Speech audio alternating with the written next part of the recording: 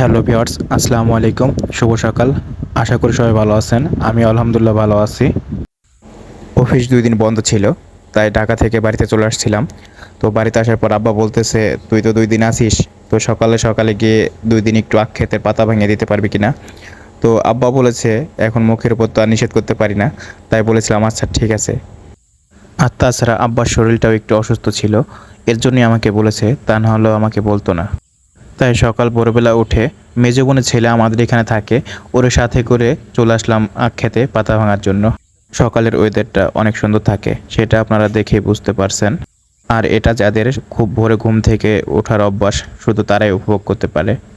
সকাল ভোরে ঘুম থেকে ওঠা আমাদের সকলেরই স্বাস্থ্যের জন্য অনেক উপকার, তাই আমাদের সকলের উচিত ভোরে উঠে ফজরের নামাজ পড়ে যে কোনো কাজ শুরু করা।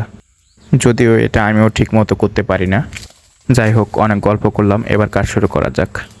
আঁখগুলো তখনও খুব একটা বড় হয়েছিল না, কারণ এই ভিডিওটা কিছুদিন আগের করা, যখন আমি বাড়িতে গেছিলাম তখন। এখন অবশ্য অনেকটা বড় হয়ে গেছে, বিক্রি করার মতো। আমাদের এই আখগুলো চাষ করা হয় মূলত মুখে খাওয়ার জন্য, রস বা গুড় করা হয় না।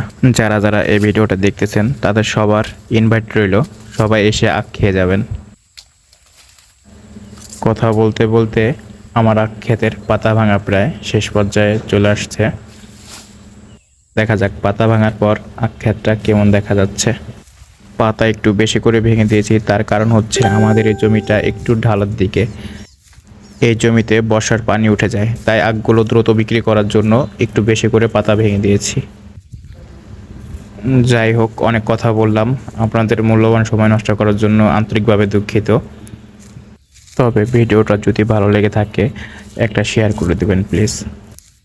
সবাই ভালো থাকবেন, সুস্থ থাকবেন। আল্লাহ হাফেজ।